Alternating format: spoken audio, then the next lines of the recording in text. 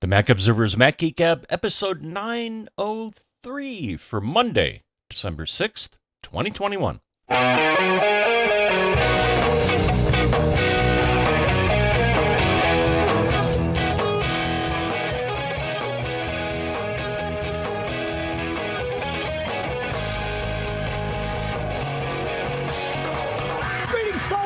Welcome to the Mac Observer's Mac Geek Gab, the show where you send in your tips, your questions, your cool stuff found.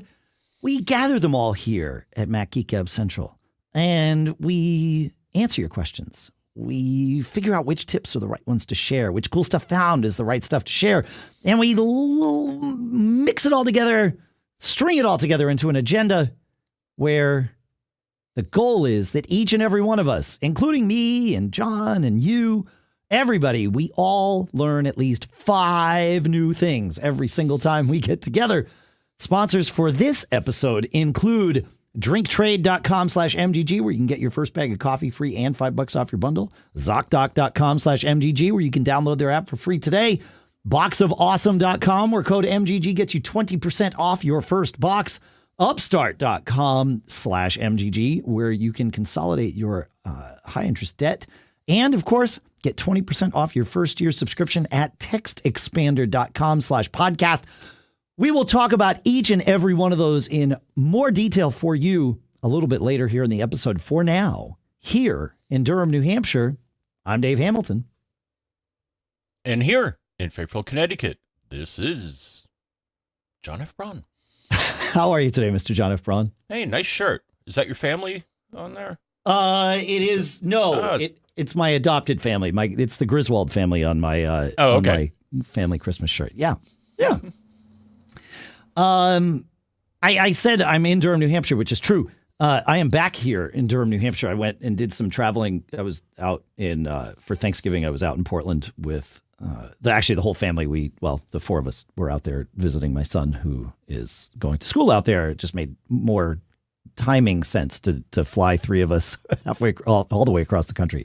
But while we were there, we got my daughter ready for her 5-week-long trip to Italy, and we used eSIMdb.com, which we've talked about here in the show before, John, to figure out her data plan.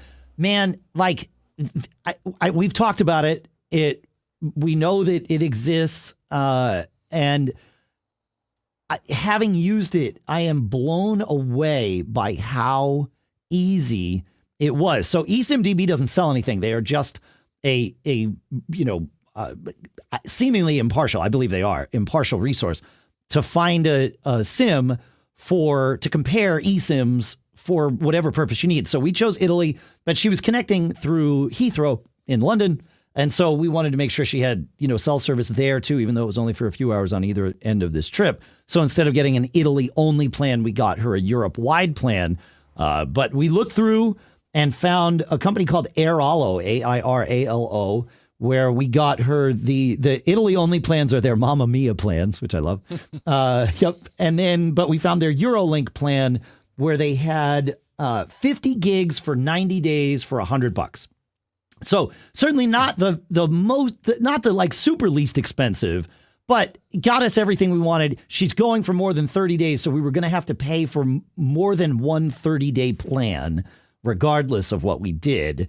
And so it was like, all right, you put it all together, and this one just made the most sense. So that's what we chose. And then, we did it on her computer, whatever. She logged in, she paid for it, and then she got a QR code up on the screen, and this was the most amazing part, John, is it said scan this QR code with your phone or whatever. And, I think you go into I don't think you do it just with the camera app. I think we did it with in the settings cellular or whatever.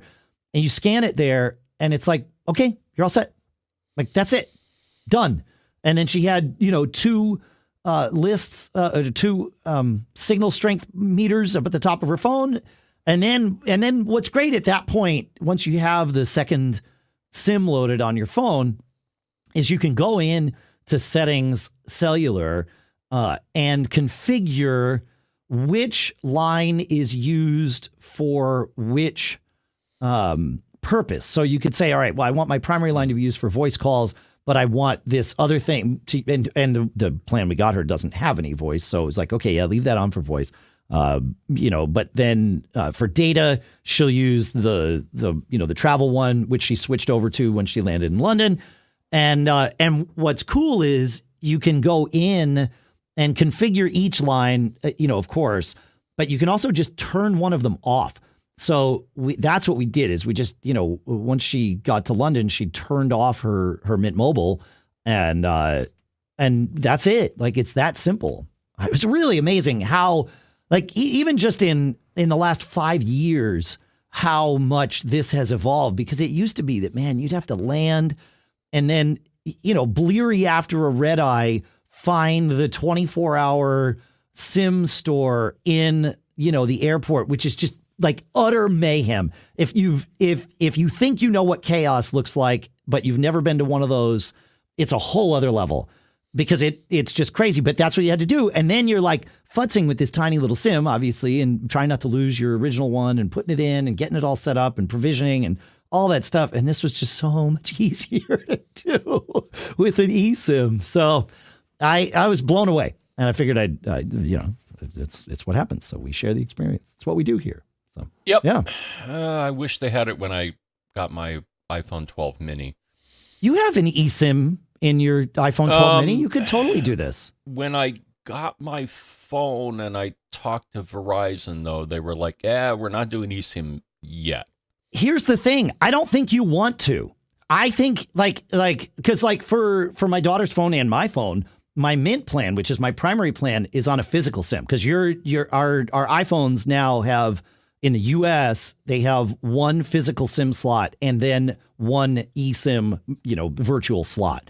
And I don't think you want your primary plan on that eSIM because of exactly what we just talked about. You want the flexibility of being able to add that international thing without having to go through the frustration of getting a physical SIM, because I couldn't, and I think it's still this way, I couldn't buy a physical SIM with a phone number, because that's how it works, in Europe without having a billing address in Europe. So you couldn't buy it in advance. When we went to London a couple of years ago, it just wasn't a thing. You had to deal with it as soon as you got off the plane, and it sucks. So I don't think you would want your primary plan. I think that should be on a physical SIM. And then and it was when I got the phone. Yeah. When I got the phone and I powered it up, it immediately said, your SIM sucks. Right. Come to the Verizon store and we'll give you a 5G one. Yes. There's some carriers. Verizon's weird, right? Because up until recently, they weren't using SIMs. I mean, they were, but not in the GSM SIM way. And then they've kind of switched over now that, we're all in this sort of more homogenous world. And so that makes sense that you would have had to have gotten a new SIM. You probably had that SIM for 5 years or something through several phones, would be my guess. Yeah.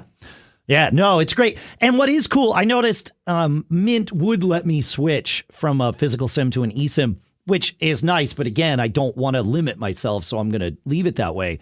However, if I lost my SIM, I could call up Mint and have them provision my eSIM for me. And, I'm back up and running, at least, temporarily until I get that physical SIM, because I'm going to Mexico. Well, hopefully going to Mexico in February. And we'll need to do something very similar to what I just described. And I will use eSIMdb because it's a great resource. Yeah. Nice. Yeah. All right. Quick tips. It's time. You want to take us to Dale, John? Yeah, here's a good one that I verified. This is one of those tips that will be known by some people, but me become one of the 5 new things for others. I like it. That's the whole idea.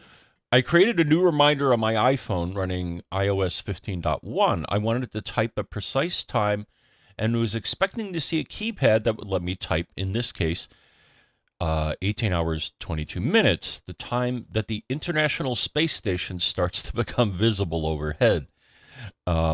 Instead, I got the revolving wheel that had increments of 5 minutes. How annoying. Solution. Press on the revolving wheel, hold for a moment, and then let go. There was no haptic feedback, but the number pad appeared, enabling me to create the reminder with precise time. Yep. And yeah, I verified this. I don't use reminders, but going in there, I got to scratch my head over why they default to 5 minutes and not minutes. Probably because it would be a pain if your reminder is for 9:00 a.m., but you want it to be 9:30. Scrolling through 30 iteration or 30 notches on the wheel is much worse, right? Like, so I think that would be my guess, is they just decided from a user experience standpoint, most people are doing meetings. They probably could have done 0, 15, 30, 45 and hit 85% of the use cases, but they probably said, well, let's get a little more granular, but we don't need to be super granular. But yeah, that hold it down thing, I don't know that that's documented by Apple anywhere, but that it's not just reminders. It's anywhere that you see that time wheel, you can hold down on it and do that. And I had totally forgotten about it until this quick tip came in. So this is great. Good stuff. Craziness. You mentioned iOS 15.1 for Dale did, and that reminded me a couple of episodes ago, I lamented the fact that I could ask Siri to set an alarm on my phone, but could not ask Siri to stop or snooze an alarm once it was ringing on my phone. And that sort of disconnect drives me crazy. If I can start something with my voice, I really want to be able to stop it with my voice. Many of you pointed out that iOS 15.1 fixes that. So you can now, finally, after all these years, tell Siri from across the room, stop my alarm, snooze my alarm, and it will do just that. So I was stoked about that one. It's good. Nice. Yeah. Mike has an iOS 15 tip for us. He says, I like to assign photos to my contacts. I also make as much use of the People album in Photos as I can. I wanted to change a contacts photo while editing the contact on my iPhone, which is running the latest iteration of iOS 15. Editing the contact photo brings up common choices, including the ability to take a picture, choose from photos, etc. After a few beats, faces of that contact populated as choices coming from the People album. It made it super quick, easy, and cool to add an updated contact photo. As a bonus, he says it was also already cropped and centered on the face, right? Because the People's album has in order for it to get into the People's album, Photos has already done its computational stuff to figure out where the face is and then figure out whose face it is. So it knows, which I think is cool. Yeah, I like that.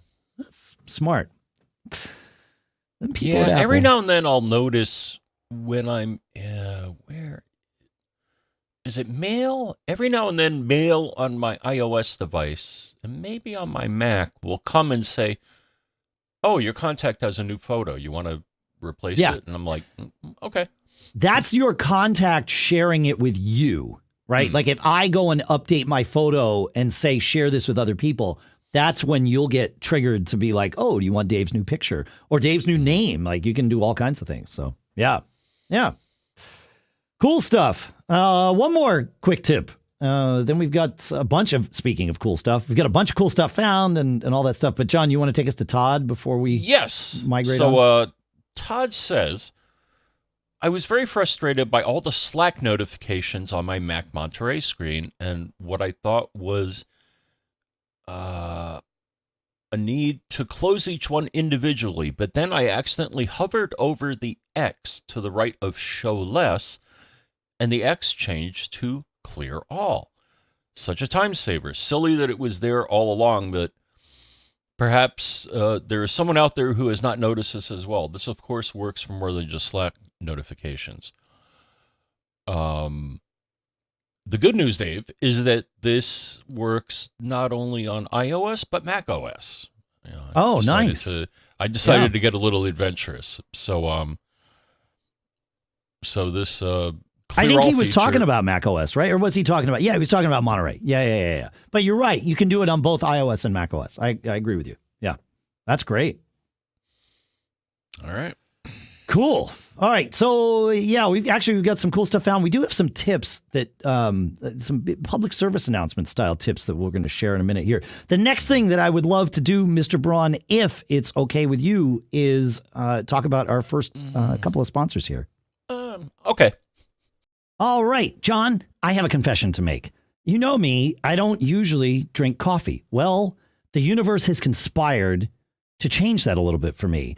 The first thing was that we got a new super automatic machine because our old one finally flaked out. And so it has a lot more controls, which allows me to really dial in what I would want. And then the second is that we had Trade come on board as a sponsor. And, you know, we get everything delivered to us these days. Trade brings coffee into that realm because they bring the best coffee right to our door. And I just had to try this. And I got to say that this stuff is delicious. Trade's goal is to make every cup of coffee your best ever, right? And the journey to your perfect cup starts with taking their coffee quiz. So no matter what you use, if you're like me, you use a super automatic, you use a French press, you're a cold brew person, no matter what, your answers allow Trade to pair you with the perfect coffee to fit your taste.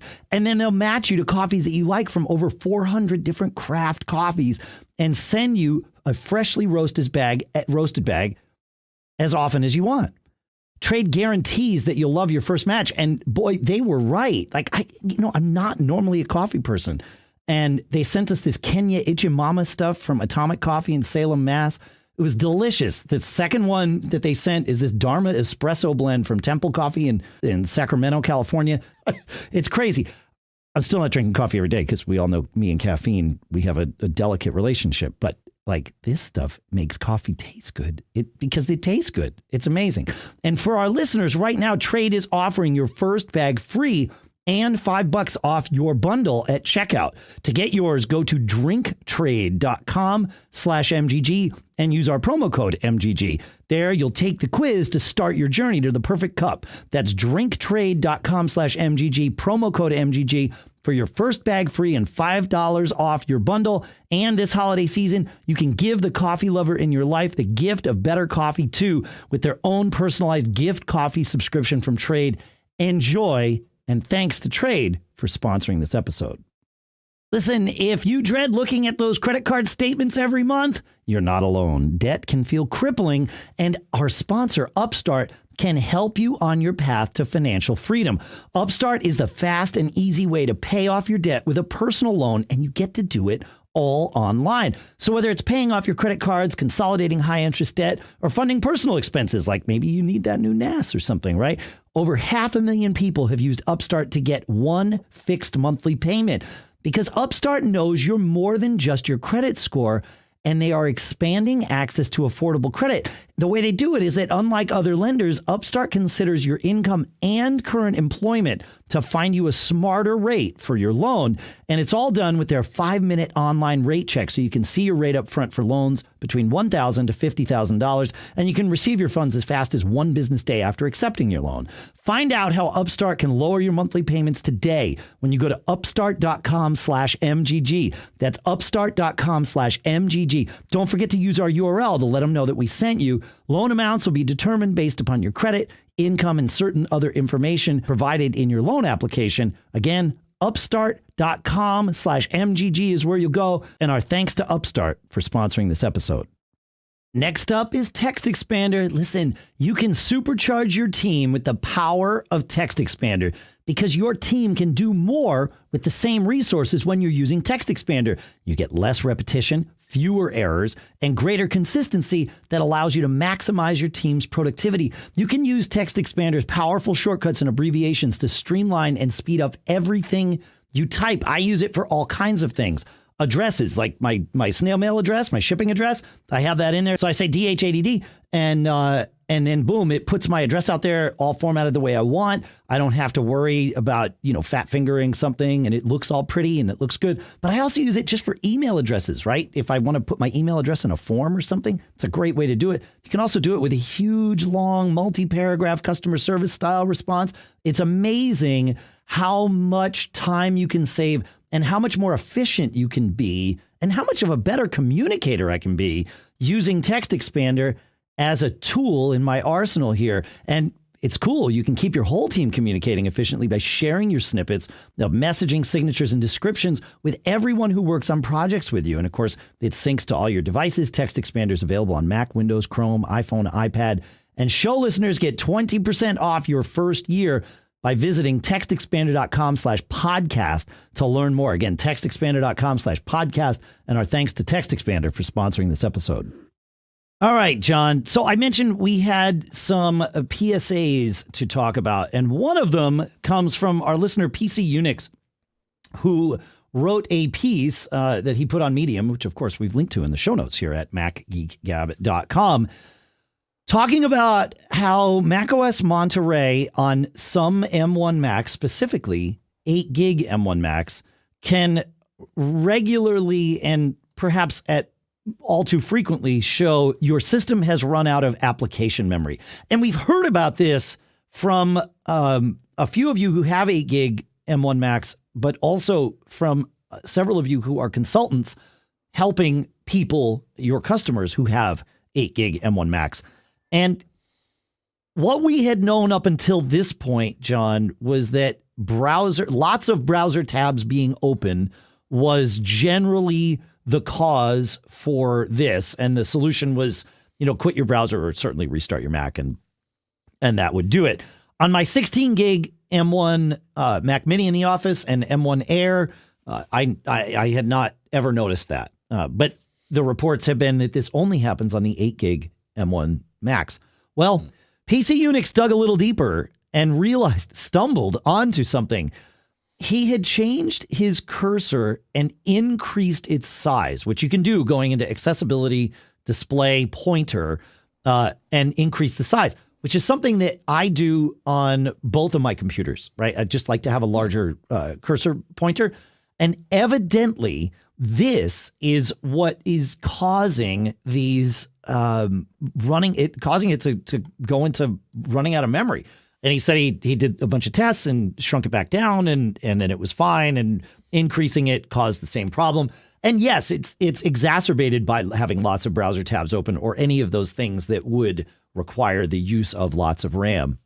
But really interesting that the cursor thing, and there's people on the forums he had found reporting the same kind of thing. So hopefully this is something that Apple can fix, because it seems a little ridiculous that changing your cursor size would impact memory. Sounds like ye old memory leak.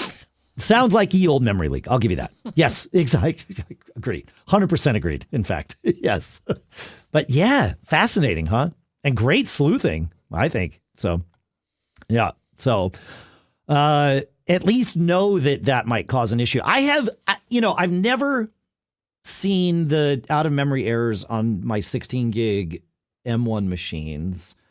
But I have noticed that the amount of free RAM that I have is less than I would expect. Let's put it that way. But I just notice it. Like, as we've said on the show, there's tons of things that are different about the whole M1 architecture. So, taking my Intel knowledge or baselines over to M1 is a very wrong thing to do. So it hasn't ever bothered me. However, this is interesting. So maybe it's doing it on all of them, and it's just not becoming an issue on anything that has more than 8 gigs of RAM. Mm-hmm. Right? I don't know. It's weird. Well, that's what happens with unified memory. We're all learning about unified memory. We're all learning about unified memory. Yeah, you're right. I wonder. So, I mean, this is a stretch, but I'll say it because it came to mind. Unified memory, of course, means that we have the same bank of memory for the CPU and the GPU. Obviously, the GPU is somewhat involved in displaying a larger cursor on the screen. Mm-hmm. And maybe the way they're doing that is a hacky thing. Like, are they telling the GPU, take this, I'll call it a sprite. It's the wrong thing, but take this object and like on the fly expand it and then float it over everything. And maybe the way they're doing that is just super inefficient. I don't know. I know it's a stretch. I know, but A sprite. Wow. So I know I dug way deep in the memory banks for that. Wow, let's talk about turtle graphics. Remember that? Can we talk about logo first? Yes. Okay. Yeah. Oh, I remember that. Yeah.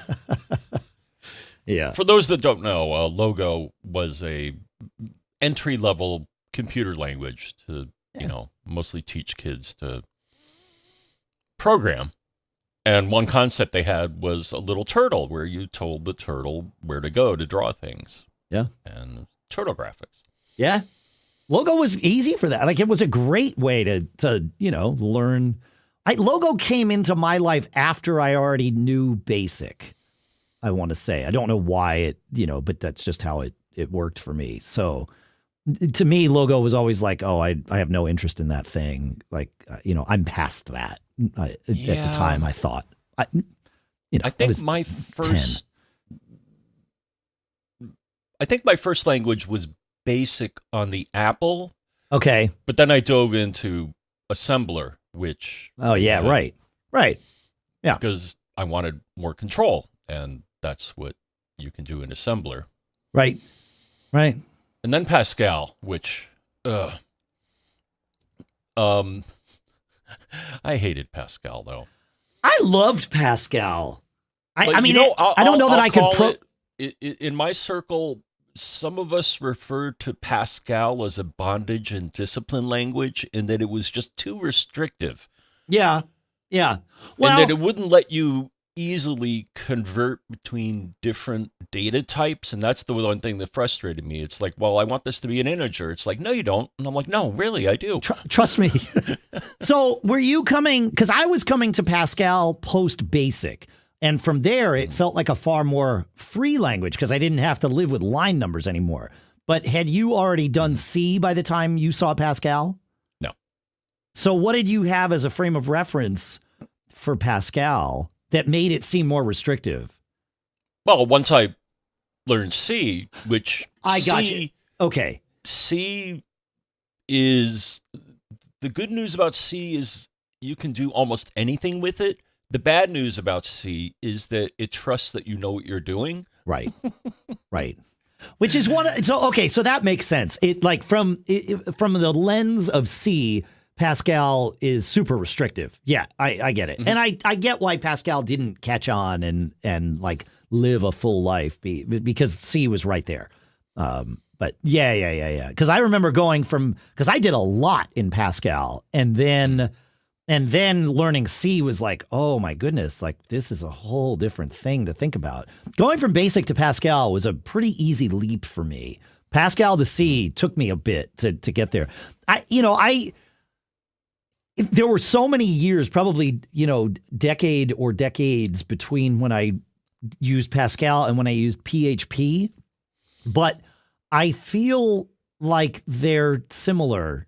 But again, my frame of reference is separated by decades, so I could be very wrong. But I like as soon as I started using PHP, because I wrote our first content management system here at the Mac Observer on a white page in PHP. Like I did not know PHP, nor did I know MySQL, and I knew that I had a week to write a content management system because there was no way I was going to have to publish the site. So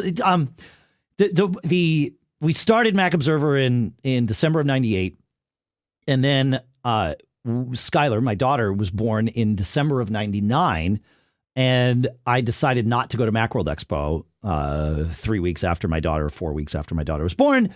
And so Brian went, but it meant I was going to be the one to stay home and publish the site.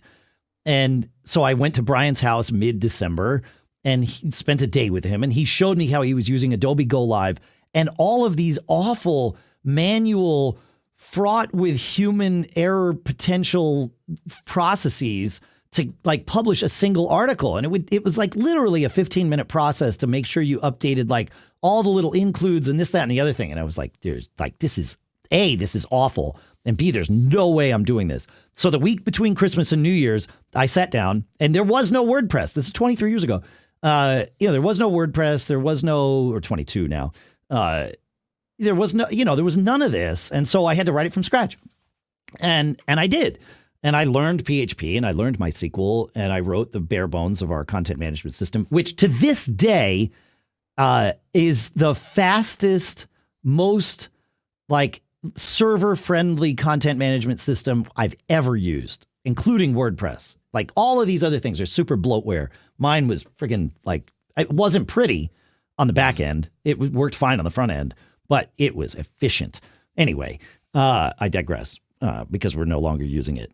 Mostly. There's still some content that was generated from it, but we're not using it anymore. We haven't in over a decade. But yeah, that's how I learned PHP. It was just, necessity, man. But it felt familiar. Like, and I think it was my Pascal time that did that. So, yeah. Yep. Though C was my favorite language, especially for doing low-level embedded stuff. Sure. Because it would let you do whatever you want. It's like, hey, you want to write to element 15 of a 10-element array? Sure. Yeah. As long as you know what you're doing. That's talk about memory leaks. Yeah. What did we use? Oh, there was this.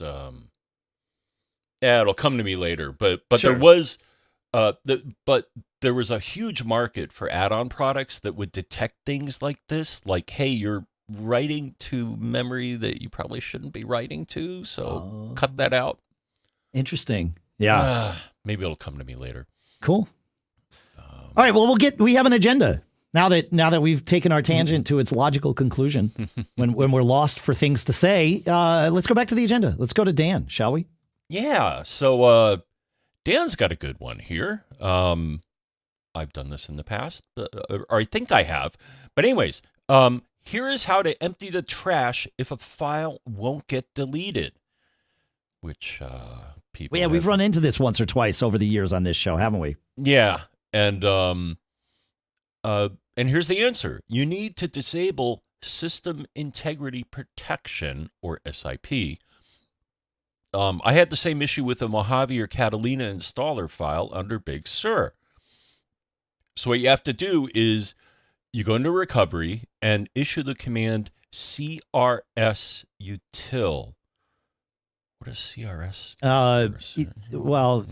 We can look at it. TLDR CRS-util. I think there's more to it than that. There is no man page for CRS-util, or there is no TLDR page for CRS-util.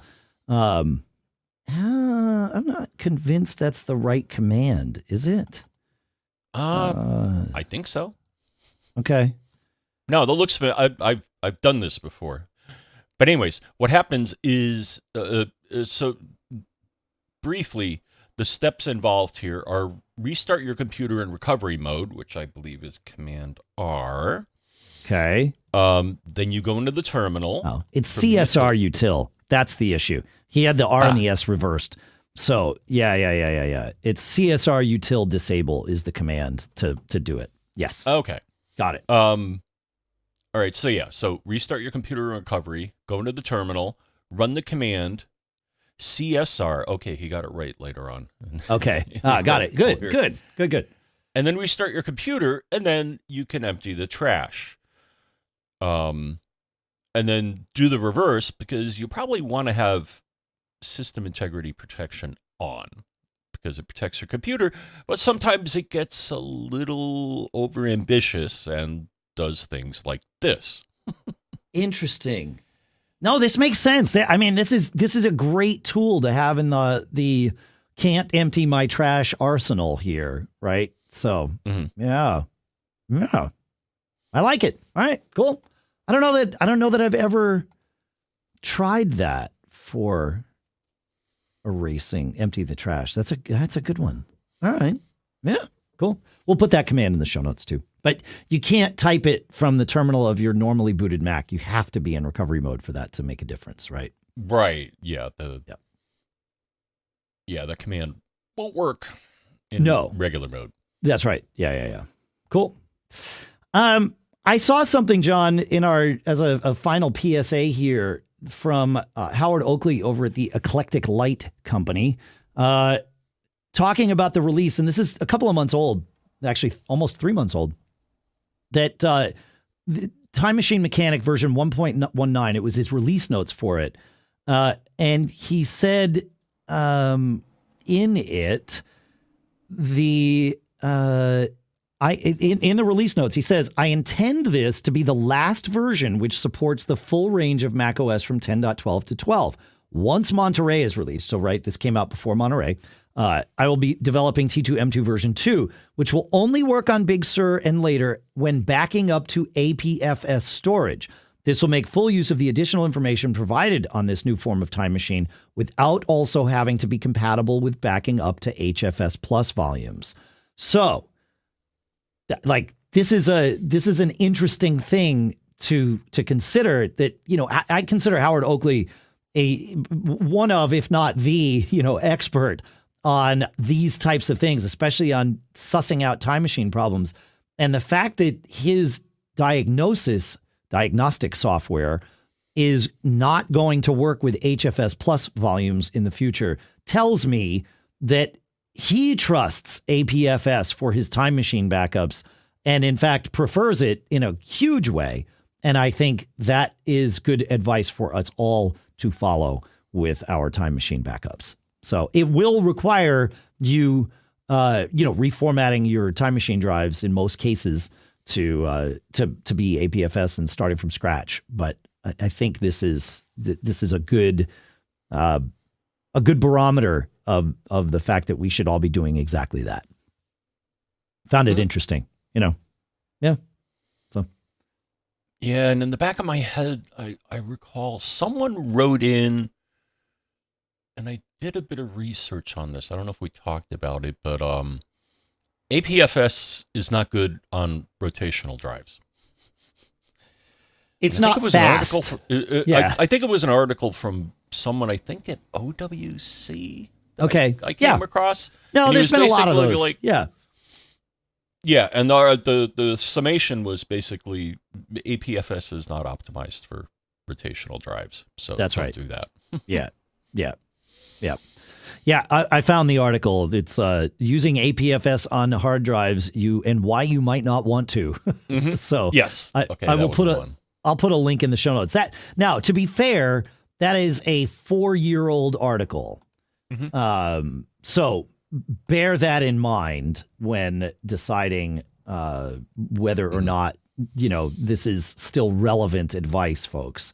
But it certainly was true.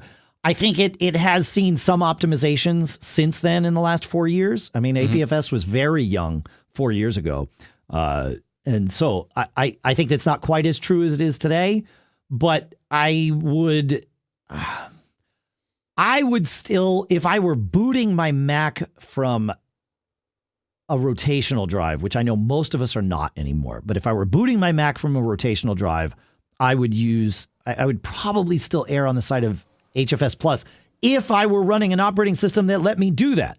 But that's also not going to be the case for most of us. So I think we sort of, and certainly for Time Machine, I would use APFS on a rotational drive for Time Machine.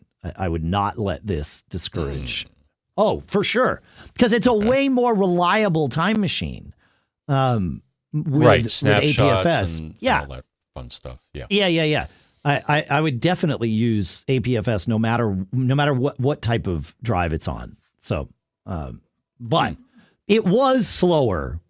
That may still be the case. Honestly, I haven't done any testing in the last 2 years, but it was true, 2 years ago for sure. But still, it wasn't so slow that it was like, super sluggish. It was just noticeably less efficient on a rotational drive. But still, even on an SSD, APFS was slower than HFS Plus. It, certainly when it came out, it just was exacerbated on rotationals. I remember doing some benchmarks, and I'm like, well, that's not good. Yeah. It should be faster. Right. Jackal in the chat room at live.macgeekgab.com asks, so how does Time Machine preferring APFS mix with using a NAS for Time Machine backup? It works quite well. What we need to remember is that when Time Machine backs up to a network drive of any kind, it doesn't matter, it creates a disk image on that drive, right? It's not treating the drive as a local drive that it can format and manipulate. It wants that So it creates a disk image, and then inside of that, it can format the disk image and manipulate it the way that it wants. And it will create an APFS disk image on your NAS or anywhere else you go and put it. So you have to let it create a new one, though. And that was true as of 11.1, I think, was what we found last year, was that we were earlier this year, somewhere right around the first of the year was when we started to stumble into this, that Time Machine backups got very different, even on APFS when 11.1, yeah, was it 11.1? Wow, now I get so confused. Whatever that was, doesn't matter. Whatever OS you're using today, yes, start it fresh if you haven't, and let it do APFS and you'll be fine. That's what I did with all of mine. And quite frankly, I haven't had to blow them away like I was with the HFS Plus disk images that it was creating. And I hadn't really thought about that. I have not had that problem either. Yeah. That's really interesting. We haven't talked about this, John. Wow. Another tangent. I like it. Huh. I mean, the other thing I did verify, and we had someone mention a while ago, and I verified this, but they were like, what's the format? Or is Time Machine APFS case sensitive? And it is. Yes, that's right. It will make it case sensitive. That's right. Yeah, at some point it converted the disk image over to that. Yeah. I was like, oh, that's interesting. Yeah, seems to be what it wants. Because case sensitive usually causes grief, from what I found. But well, there was a problem in the past, right? Because and I would still err on the side of choosing not case sensitive for everything else that I do, because there have been pieces of software that were written with the assumption that the volume was not case sensitive. It was an Adobe installer was the most popular one, if I remember correctly, that just assumed you would not be using case sensitivity on your volumes, and it would totally crater on the install if that were the case. Now, that's not the fault of anyone except Adobe or whatever software developer is making an assumption. You can check. You can go look. You can do a test even. You can write 2 files and see if it'll let you. Like, there's all kinds of ways of making sure that a volume is going to fit your needs, not assumptions. So, yeah. And just like we have to, when we're writing an install or whatever, you want to make sure that there's space on the volume to put the things that you're about to copy there. That's a good space. That's a good place to start. So, yeah. All right. We've got cool stuff found, John. Shall we stuff it up? Dive in here. All right. Raymond is going to start things off here.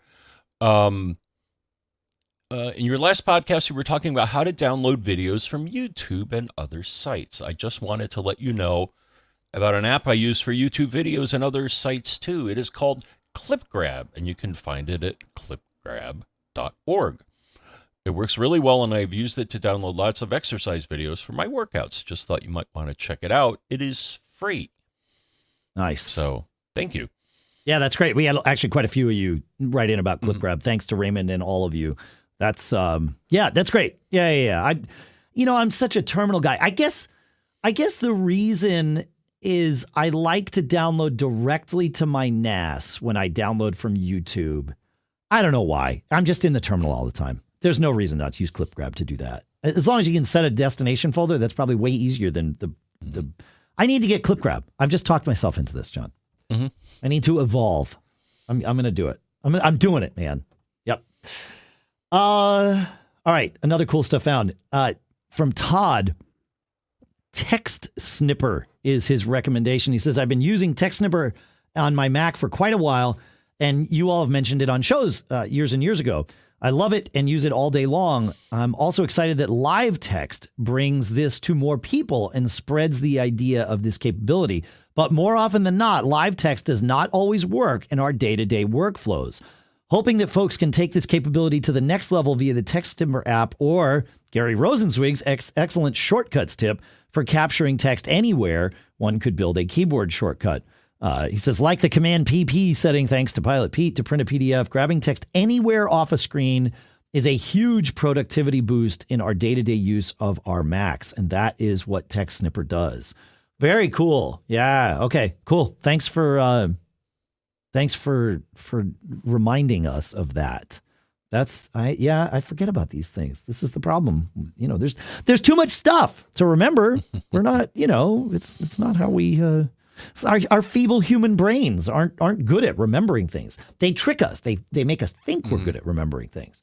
But we're speaking not. of reminders, yes, sir. Bob gives us a reminder of something that we've talked about in the past. But Bob writes in and says, I wasn't aware of the ability to create tabs in email until I listened to episode 902.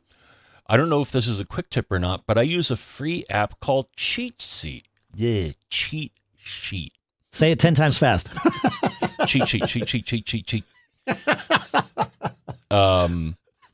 And we'll link to it, of course. But I actually have it on my machine, but I haven't run it for a while because at times I found it kind of annoying. And then what happens is that you typically hold down the command key or something like that. But if you hold it down too long, cheat sheet comes up and gets in your face. Got it. And I didn't really like that. Right. I found it, but for the purpose of discovering keyboard shortcuts, that's what it does. So, for example, it showed creating a new tab in Mail. So that makes sense. Okay.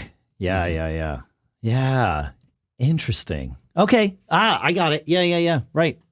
Yeah, it was frustrating. That Mail tabs thing was an interesting thing, John, because for years, for one version of the OS, so like 2 OSs ago, I can't remember anymore, to our point, there were options for manipulating the tabs in Mail, but there was no way to create one. So it was like the functionality was there, but we couldn't touch it. And obviously now we can. I use it constantly. It really, I agree. It's one of those game changer things, man. It's total workflow rethink, and I love it. I use it all the time. All right. I love what Synology announced last week, and I want to talk about that. I also love our sponsors, and I would love to share the next 2 of those, if that works for you, Mr. Braun. Will do.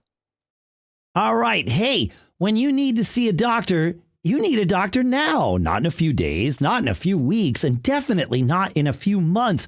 And if you need to see a doctor ASAP, we've got your solution. Our sponsor, Zocdoc at Zocdoc.com/MGG is where you want to go to download the free Zocdoc app, which is the easiest way to find a great doctor and instantly book an appointment.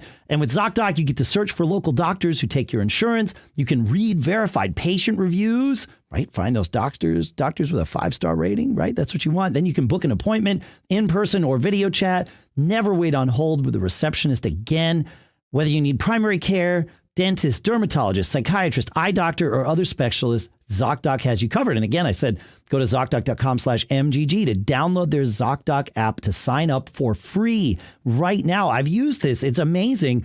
You can even look up reviews on your existing doctors, which kind of gives you a way to level set how people review doctors. And then you can use that information and go find your new doctor, because Zocdoc makes healthcare easy. And now is the time to prioritize your health. Go to Zocdoc.com/MGG and download the Zocdoc app to sign up for free and book a top-rated doctor. Many are available as soon as today. That's ZocDoc.com/MGG. And our thanks to Zocdoc for sponsoring this episode. Hey, this winter, upgrade your daily routine with Bespoke Post and their new seasonal lineup of must-have box of awesome collections. Bespoke Post partners with small businesses and emerging brands to bring you the most unique goods every month. I've checked a few of these things out. This flame thing, right? This miniature indoor fireplace, that's pretty cool. They've got cozy slippers that they call the Hibernate Pack. They've got an antipasti pack. They've got a swig pack, which is a travel decanter made for cocktails on the go. right? Like all kinds of these very cool things. No matter what you're into, Box of Awesome has you covered. From winter cocktails to cozy threads to camping gear essentials, Box of Awesome has collections for every part of your life. To get started, you take the quiz at boxofawesome.com. Your answers will help them pick the right Box of Awesome for you. They release new boxes every month across a ton of different categories, and it's free to sign up, and you can skip a month or cancel at any time.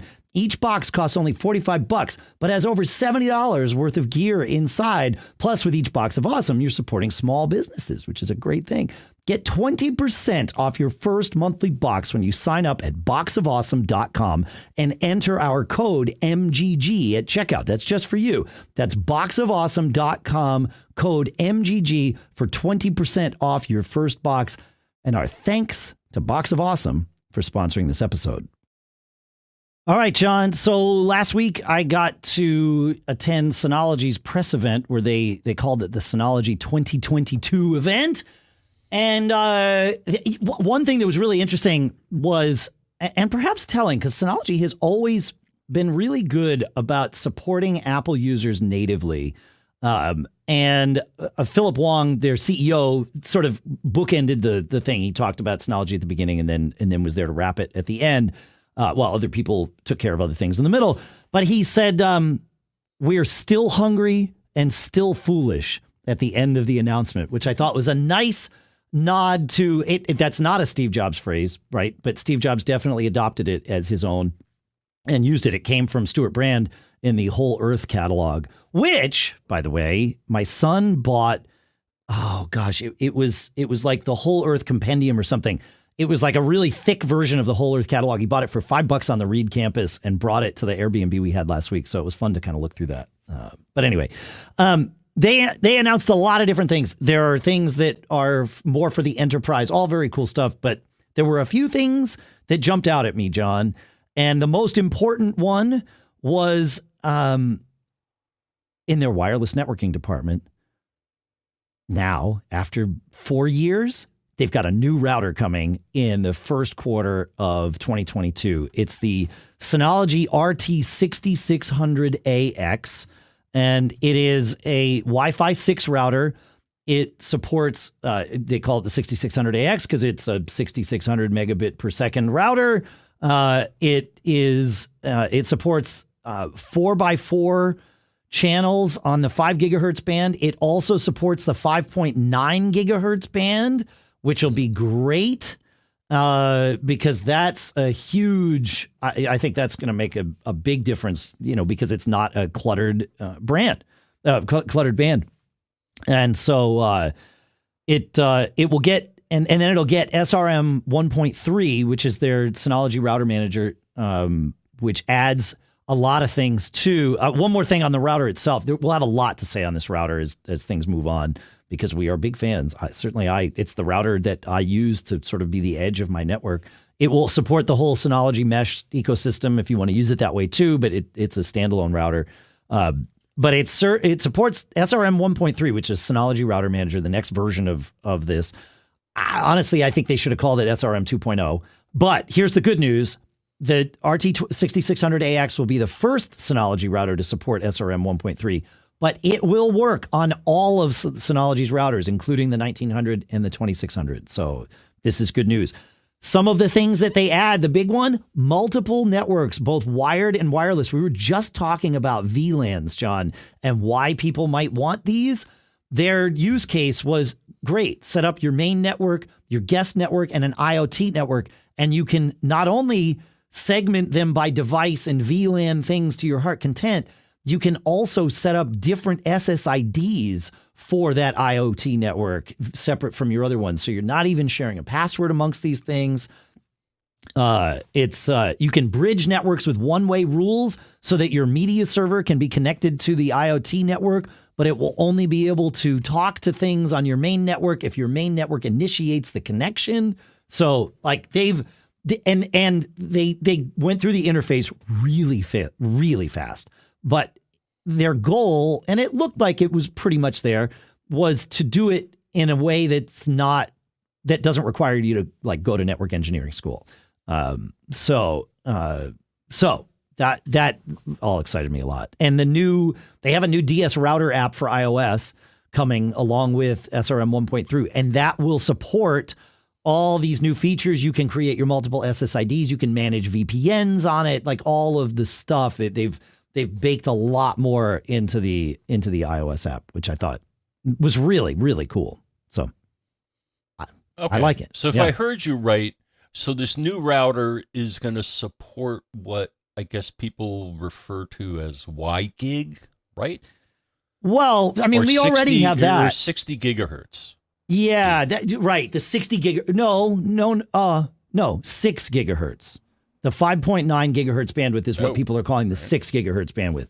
So, but there's other things that aren't on that 6 gigahertz bandwidth, right? And like most other things are not on it. Like right now with Wi-Fi 6, you can't take advantage of the full Wi-Fi 6 capabilities because we're still sharing bandwidth in that 5 gigahertz range with everything else. So this adds the 6 gigahertz, essentially 6 gigahertz band range, that's the big deal there, among other things that they've added, obviously. But yeah, I'm stoked about this thing. It's pretty cool. And it'll do 160 megahertz Wi-Fi channels because it has the room for them on that, on that band. So, yeah. Yeah. So what's with this 60? Because I did a search and I found 60 gigahertz coming up as well. And I think some vendors that we saw at a past show were actually saying, oh, yeah, by the way, we do 60 gigahertz. And I'm like, yeah. Okay. Yeah. But as far as I it's know, out there. That's very short range. Is that? Yeah, I mean, the higher the frequency, right? The more juice you need to get a signal. But that's right. Yeah, but I haven't seen much happen with. No, I mean they're out there. Asus and Netgear make them.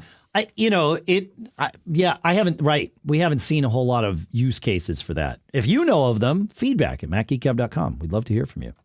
Yeah, you can send it on 6 gigahertz or. Yeah, no, send it to feedback@macgeekgab.com. Feedback@macgeekgab.com. This router also has a 2. They call it a multi-gig port, which everyone is assuming is a 2.5 gigabit Ethernet port on it for the upstream connection. So that if you have a gigabit cable connection right now, those are all through Xfinity anyway. Those are all not gigabit. They're 1.2 gigabits. But if you're using gigabit Ethernet, you'll never get that speed, right? And so this allows you to get there, which it's pretty cool. I'm stoked about what they're doing here. So there were 2 other things non-router related that also A, made me happy about the feature itself, and B, because it's Apple specific, always gives me more confidence in Synology. One is that Synology Drive will finally get on-demand syncing for Mac OS. So you can choose kind of like optimized storage on this device we get with iCloud. That now will come to Synology Drive, which is huge, right? Because you don't want to have to choose. You just want to manage your space and be smart about it. And then Macs will get the ability to use active backup coming in a future DSM-7, which is DSM 7.1, nice. which is, I know. Yeah, no. So they're there for us, which I'm stoked about. So yeah, good stuff. All right. I have another cool stuff found to share, John, but it's also a geek challenge. I know, right? Who does this? We do. It's starting today. I have this great, and this is something where I would love for you to go and watch our YouTube video on this, because that's the only way you're going to be able to help us. Maybe not, but it is one way. So I have this MagSafe power bank, right? And it's great. It's thin. It MagSafes to my phone, which I will grab and show for those of you that are watching. And it MagSafes to the phone, and it's great. It's got a little kickstand on it, right? Which is cool for, watching movies and things like that. Lovely. What it also has is its MagSafe disc is also an Apple Watch charging puck, which is amazing to me that someone has done this. I think it's going to charge my watch. Eventually it will. Maybe there it is. Yeah. Okay. So it is right. I've proved it on the screen. I cannot find who sent this to me. I cannot find how I could tell you to go get one of these. And I would love to be able to tell you how to go get one of these. There is a model number on it. I searched for that model number. It's CIO-MB20W5000 MAS. And I found through a few hops and links and, reformatting a Japanese Amazon URL that it is the CIO hybrid wireless battery for iPhone 13 and Apple Watch. And I found it on Amazon listed as, of course, currently unavailable. That's right. So I don't know where you can, I have no idea. Usually people ask me for my address, right? And so I looked in the last, month or whatever, in my sent folder for my street name, because that's how it would have gotten to me. And no, nothing. So yes, there are some things in there, but they're all accounted for. So I have no idea where this came from, but it's a cool thing. And I really like having the ability to charge my watch and my phone from the same little power bank. That's a super handy thing for a variety of reasons. And I don't know how to get another one, let alone tell you how to go get one. So let us know if you've ever found anything like this, or in fact, this one, because we'd love to share. That's what we do here. Do you have any thoughts on that, John? I mean, I'd be shocked, but you shocked me sometimes, so it's good. No, I'm looking at their webpage, and so what happens if you go to their webpage and you say, I'm just wondering if you could buy it from their website. What is even their website, though?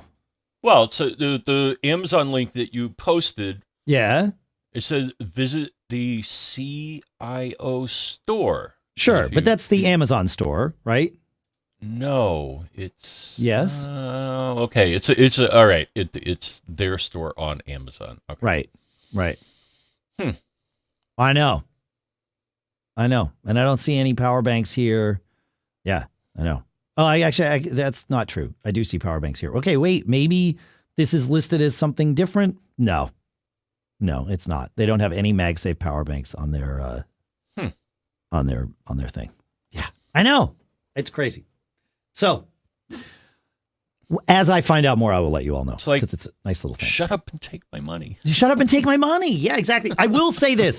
So I used those MyCharge, the MagSafe battery packs on this trip, as well as this one. My only complaint about this CIO one is that it doesn't hold its rotation well. It will still, as I rotate it on the back of my phone, it will still hold. But like the CIO ones seem to use the third, like the little leg off the MagSafe thing as a great stabilizer. This does not have that same level of stability, but the reality is it works just fine. It works on my phone in my pocket. It works on my phone pretty much anywhere.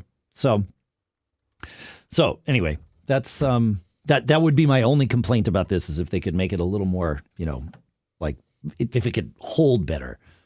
But it holds well enough for what most of us are going to do with it. So, Some of you, if you're watching the video, you almost certainly would have noticed that I'm using a different microphone today.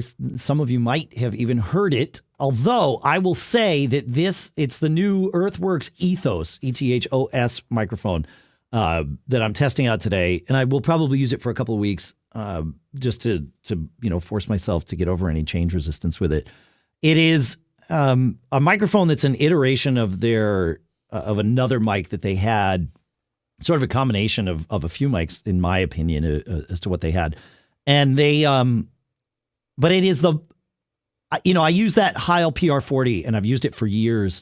And then earlier this year, I tested out the Earthworks Icon mic, which I was impressed with, but it felt a little flat to me. It needed a lot of EQ to make it sound like home for me. And it was just always a little bit scratchy, a little bit too much high end, for what I was doing here, for me, for my voice. And although Pete sounded great on it, I will say. And so I wound up going back to the PR40 after, a month and a half on the Icon. This one feels most like home to me of any mic that I've used. I'm using very little EQ on this, maybe a little slight pullback at like 800 hertz or so, because it was just being a little bit, to me, it was being a little bit too energetic there. But otherwise, the top end is fine. I'm not having to like dial in a de-esser a whole ton. It's a comfortable mic to use. It's a little weird because it has a foam windscreen on it, and that is part of the design of this microphone.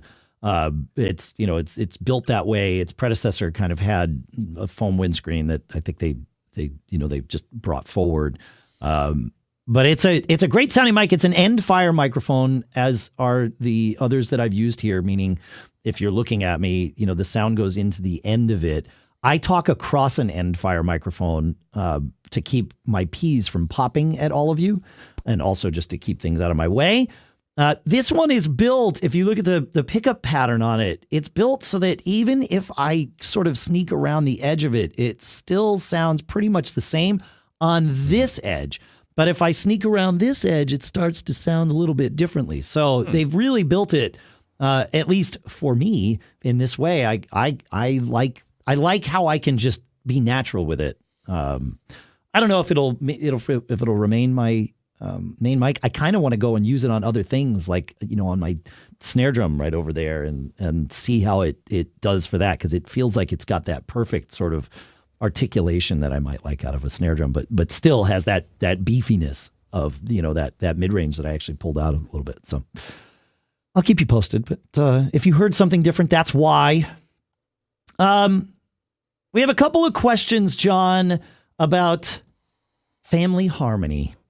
And so I want to talk about Ed first here, because we use technology in so many areas of our lives, and so much of it is to make our lives better. Well, listener Ed says, we're planning a trip to the Bahamas. My wife informed me that the finale of The Bachelorette will be happening while we are there. I was told it was my job to make sure she can see it with our Fubo app. I usually take my Amazon Fire Stick on travels. It's less bulky than our Apple TV. A great piece of advice there, by the way. I like that, because you can plug it into a TV when you're traveling and you're good to go. But the Googles tell me that accessing anything on Fubo while I'm in the Bahamas is unlikely, and the only solution is to use a VPN. My friend and yours, Allison Sheridan, forced me to subscribe to Encrypt.me at the end of 2019. I figured with all the traveling I was planning in 2020 that it would be a good idea, so I signed up for the renewable subscription. Obviously, I haven't used it in over the last 2 years, but I discovered that the Fire Stick has both Fubo and Encrypt.me apps, and I plan to load those up before the trip. Due to the high consequences of messing this up, is there anything I need to know or should test before leaving on my vacation? So your plan is solid, Ed, except that it still might not work. Mm-hmm. Out of all of the major streaming services that I've tried, which would be YouTube TV, Fubo, and DirecTV Stream, I think Fubo is the least concerned with your actual location. Like YouTube TV does not even care about your IP address. It wants your physical location, and it will ask for it in other ways.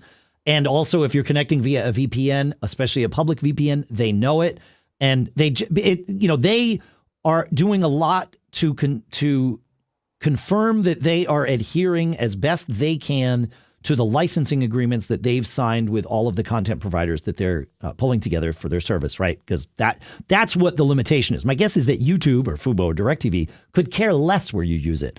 But their content providers do care, and so they have to at least make a good showing of it. YouTube goes the farthest. I've only experimented with this in the US, so I can't say for sure. But I don't think your so you've got an Encrypt.me app on the Fire Stick. I guess one way to test would be to log in with that VPN to somewhere in the Bahamas. Right? Or if they don't have an endpoint in the Bahamas, choose something, far, far away, and then launch your Fubo app and see what Fubo tells you about where it thinks you are. That will be a good litmus test of what you might get with here. If that fails, though, you could go HDMI from your Mac, where you have a lot more control over whether or not the location is going to be shared with the browser or if it's just the IP address, and turning off location sharing for whatever browser you're using so that it really truly is just using your IP. Because remember, the max location sharing does not get affected by whatever VPN you're connected to, right? It knows based on the real IP you're connected to and other factors, and it will divulge that if you let it. So that you do that by going to System Preferences, Security and Privacy, Location Services, and uncheck whatever browser you're going to use there. So that's how I would test all this. However, if it were me and we were prioritizing The Bachelorette, and or the fact of prioritizing The Bachelorette was a key element in family harmony, then I might also rely on other, perhaps less conventional means to ensure a backup plan. This falls into don't get caught on both sides of it, because you don't want to get caught not being able to watch The Bachelorette. That's number one. But number two is you don't want to get caught doing anything that may or may not be acceptable within the realm of whatever it is, you're wherever you are when this happens. But I would prep myself to use BitTorrent as a backup here, in the interest of marital harmony. Go to the TV section of rarbg.to. That's probably going to be the easiest site to use to go and find the latest episode of a show, and grab the episodes from here. But I can't stress this enough. Be certain to use your VPN while you're downloading any of these torrents. And hopefully the reasons for that are obvious. Hopefully you don't have to resort to any of this. Quite frankly, it's ridiculous to me that I have to even coach people to do this. I mean, effectively what you're doing is grabbing this in an unauthorized way, right? Like that's what we're talking about here. Mm-hmm. It would be really nice. I have no doubt that Ed is willing to pay to get this, but he's going to be in a spot where he can't pay to get this. And that's crazy. This is the problem with rights management, is it when it becomes such a burden that the easiest thing to do is to pirate the stuff, then people are going to pirate the stuff. So there you go. You got to decide whether you're comfortable with this plan B here, but that would be the fail-safe backup plan. Yeah, I had this happen a number of years ago. There was some content on BBC. Sure. And I wanted to purchase it. It was funny animal videos. Okay. Yeah. I couldn't purchase it. I went to their website and they're like, yeah, it's a Zone 2 disc. You can buy it that way. And I'm like, well, that doesn't really work for me because I'm in Zone 1 or whatever zone the US you're right. is. You're in Zone 1. Yeah. Yep. So I either would have to move to England, right, to consume it there, or as it turns out, I found a copy of it elsewhere. But, that's the problem, right? But it was just like, why are you making it so hard for me to give you money for stuff that I want to watch? Shut up and take my money. I know. Yeah, no, it's crazy. It's crazy. All right, we have two more questions in the interest of familial harmony. So let me see if we can squeeze these in here, John. Mike says, with DSM-7 installed and running well, it's time to leverage photos, I think. Synology photos. My wife and I both have large photos libraries on our Macs, and those are both replicated on a single Mac Mini that has both accounts logged in and continuously syncing. Then the Synology grabs both of those photos libraries in a backup so that the libraries live there also. We'd like to use Synology photos to create a single Synology photos library where we back up at what we see each other's libraries. Short of having to slurp all of these up to the Synology from my phone, is there a better way? Yes, there is a better way, because Synology photos, you already have all this data on your Synology because you're backing up your photos. Presumably you're doing, carbon copy cloner or something to just copy your photos library up there. So the data's already there, and you can point Synology photos at this. And I tell you this because it's exactly what I do. So once you've got your photos library synced to somewhere on your Synology, It will live in a folder that's effectively named, for me, it would be like Dave's Photos Library, .photos library. When that folder lives on my Mac, it appears as a photos library. When that folder lives on your Synology, it just appears as a folder. You want to point Synology photos to the originals, all lowercase, originals folder inside that .photos library folder. So it's one level deep. If you just point, if you just point it at the .photos library folder, you'll get multiple copies of your pictures because Photos creates thumbnails and caches them all there and all that stuff. So the originals folder is exactly that, and it works flawlessly for me. I have once a week, my Mac Mini in the office syncs my Photos library up to to my Synology. I don't know why I only have it do it once a week, but that works fine for me.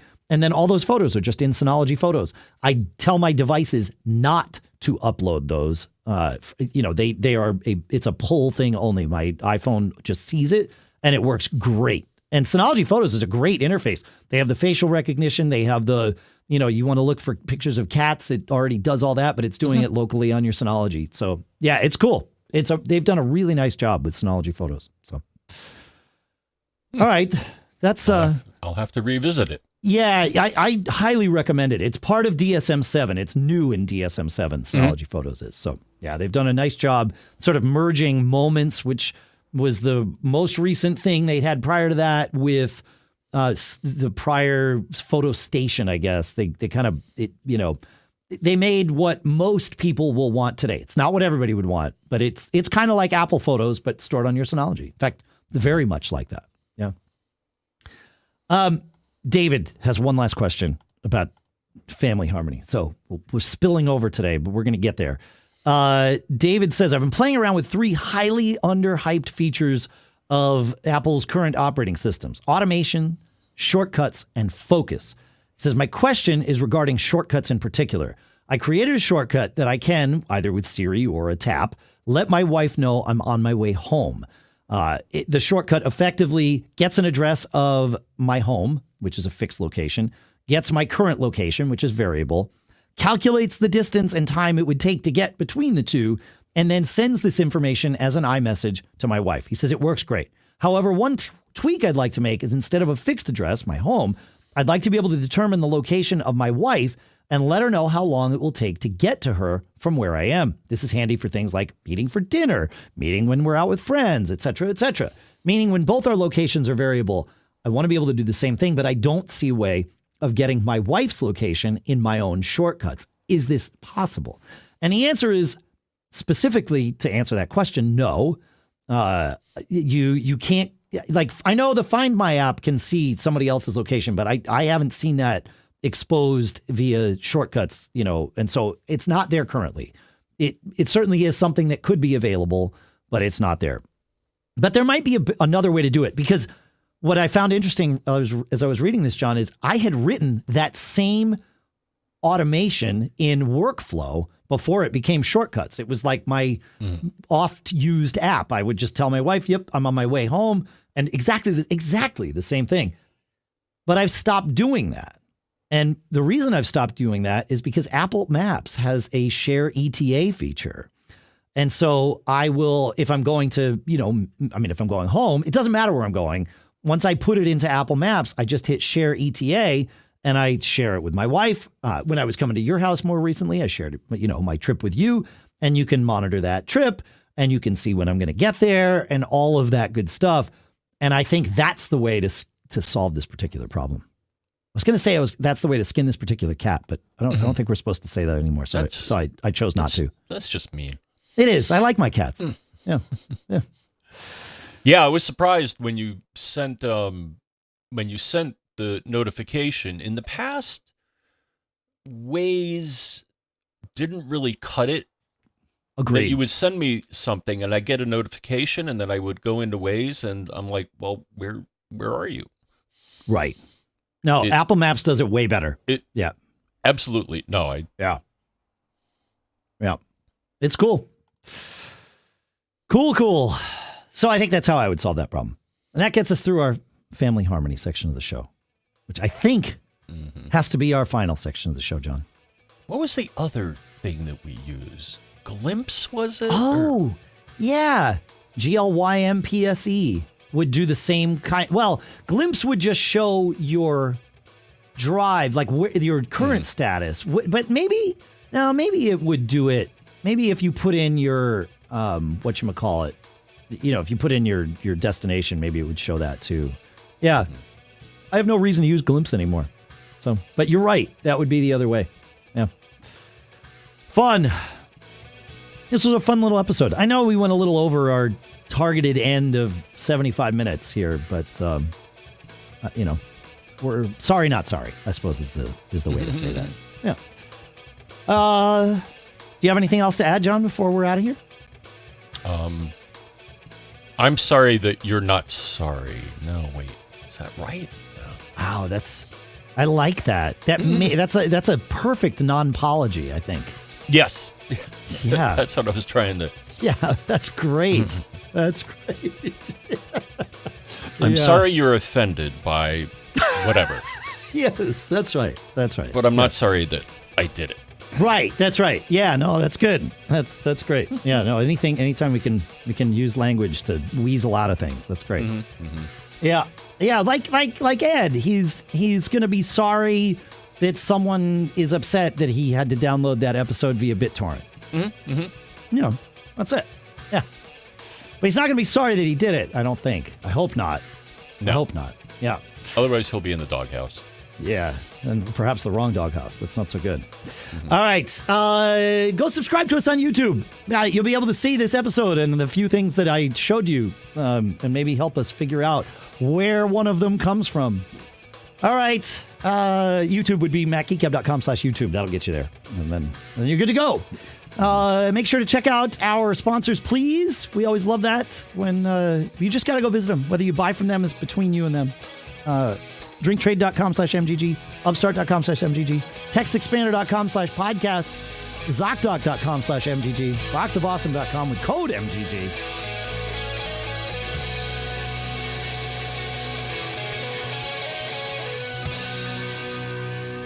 Thanks for listening, folks, and make sure, especially if you're Ed, but really if you're anyone, that you don't get caught. Made up. See you next week. Oh, we have a cool interview with someone from Apple coming up. Stay tuned.